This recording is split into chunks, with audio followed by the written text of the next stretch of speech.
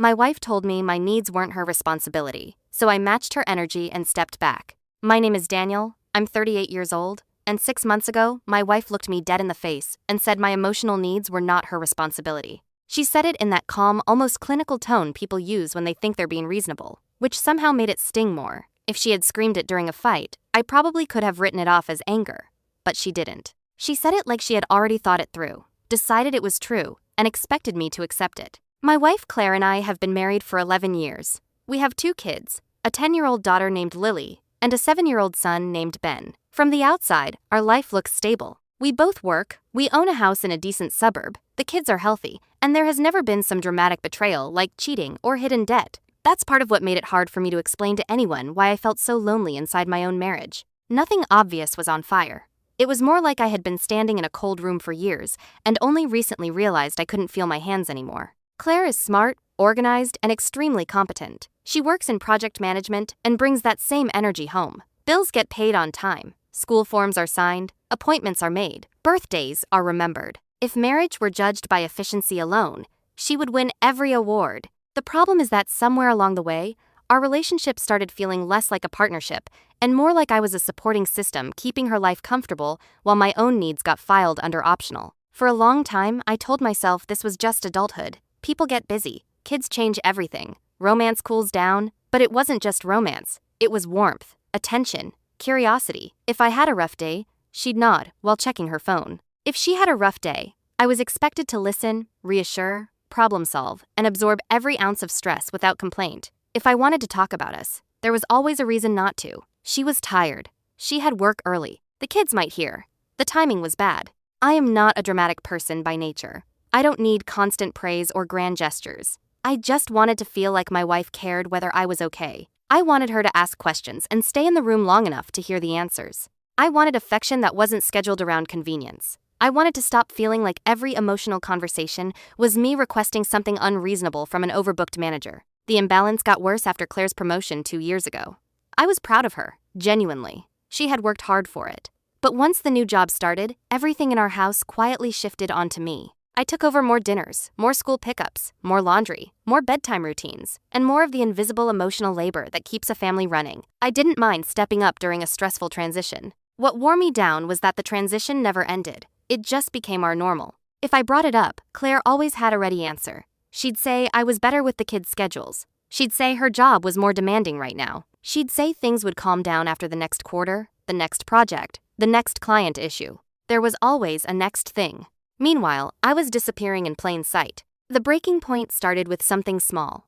I had been having a rough month at work. My company was restructuring, and while I wasn't laid off, my team was cut in half, and the workload doubled overnight. I was exhausted and anxious all the time. One night after the kids went to bed, I told Claire I was worried I was burning out. She didn't even look up from her laptop at first. Then she said, "You'll be fine. You always are." I said, "That's not really the point." She sighed, closed the laptop like I was interrupting something important, and said, "Okay, what do you want me to do?" That question hit me harder than it should have, because I realized I didn't actually know how to answer it anymore. I said, "I don't know, just care, I guess." She stared at me for a second and said, "That's unfair." I asked what was unfair about wanting support from my wife, and she launched into a whole speech about pressure. She said she couldn't be my therapist, life coach, and emotional manager on top of everything else. She said adults have to regulate their own emotions. She said I had started expecting too much from her, just because I was stressed. I remember feeling like I had stepped into someone else's marriage by accident. I said, "I'm not asking you to manage me. I'm asking you to be there for me once in a while, the way I'm there for you." She crossed her arms and said, "Your emotional needs are not my responsibility, Daniel." There it was. I asked, "So what exactly is your responsibility in this marriage?" She immediately got defensive and started listing tasks: bills, groceries, appointments, vacation planning, school emails. And that was the whole problem. To her, marriage had become a system of functions. If the logistics were covered, then I had no right to complain. I didn't yell. I didn't insult her. I just sat there, feeling something in me quietly give way. Because once someone says that out loud, once they tell you your needs are your own problem, you can't really pretend you misread the situation anymore. The next morning, I still made the kids breakfast. I still packed lunches. I still took Ben to school and answered emails in the pickup line. But something had changed in me, and I think Claire noticed it before I even did. I stopped trying to start conversations. I stopped checking in when she was stressed. I stopped filling every silence with reassurance. And within a week, she was already asking why I seemed distant. At first, Claire acted like my change in behavior was temporary, maybe just work stress or me being moody. She asked once or twice if I was okay, but not in a genuine, sit down and talk way. It was more the kind of question people ask while already halfway out the door. I answered the same way she usually answered me.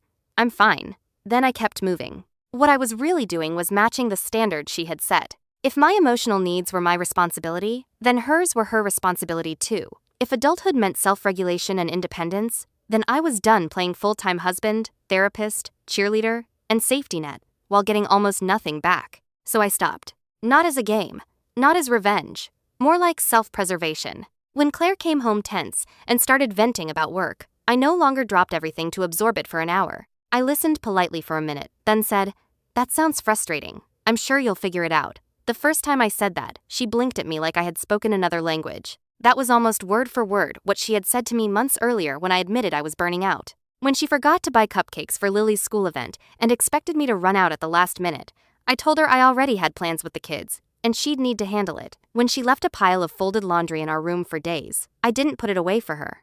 When she asked me to call the plumber because she was too busy, I reminded her that she was excellent at solving problems. Again, none of this was cruel. It was simply me stepping out of a role I had been pushed into. The biggest shift was emotional. Claire was used to my constant availability. If she had a bad day, I would usually sense it before she even said anything. I'd make tea, ask questions, rub her shoulders, and tell her she was doing great. Once I stopped doing that, she seemed genuinely unsettled. It was like she had never realized how much of the emotional weather in our house I had been quietly controlling. A month in, she finally confronted me. The kids were in bed, and she said, "You've been cold for weeks.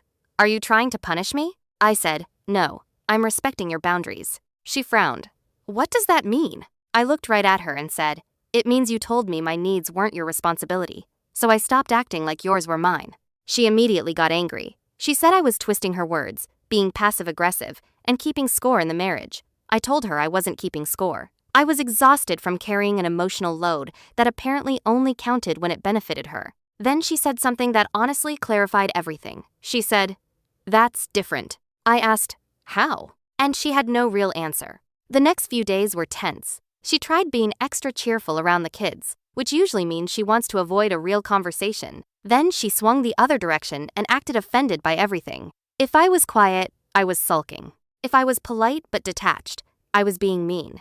If I went for a drive alone after dinner, instead of sitting beside her while she scrolled on her phone, I was abandoning the family. Eventually, she asked if I even wanted to be married anymore. I said, "I want a marriage, I just don't want this version of one." That was the first honest thing either of us had said in a long time. A week later, my sister Megan came over to watch the kids so Claire and I could talk. Megan has always liked Claire, but she also knows me well enough to tell when I'm done pretending. We sat at the kitchen table for nearly 2 hours. I told Claire that I felt unseen, used, and emotionally starved. I told her I had spent years being available to her, while training myself not to expect the same in return. I told her that hearing my needs were not her responsibility had changed how safe I felt with her. For once, she didn't interrupt immediately. She cried, which I expected. Claire cries when she feels cornered, not always when she feels sorry, so I stayed cautious. But then she admitted something I didn't expect. She said she had gotten so used to me being solid that she stopped noticing the cost to me. She said she genuinely believed I needed less because I complained less. She said when I asked for support, it felt like one more demand in a life where she already felt overwhelmed, and instead of facing that, she had pushed me away. I appreciated the honesty, but honesty doesn't erase damage. I told her I needed more than words. I needed consistent change, couples counseling, and a real willingness to stop treating our marriage like a resource distribution problem, where her stress always ranked higher than mine. To my surprise, she agreed. We started counseling 2 months ago. It's early, and I'm not pretending everything is fixed. Some sessions are productive. Some leave me more frustrated than before. But for the first time in years, Claire is being forced to sit with the reality that competence is not the same thing as care. Managing a household is not the same as nurturing a relationship. And love that only flows one direction eventually turns into resentment. Things are better with the kids, too, mostly because I'm less quietly bitter than I was before. Lily noticed we were tense and asked once if we were mad at each other. That shook both of us enough to be more careful. Ben just wants everyone in the same room, laughing again. I want that too. I'm just no longer willing to fake it to keep the peace. What I've learned is that neglect in a marriage does not always look dramatic.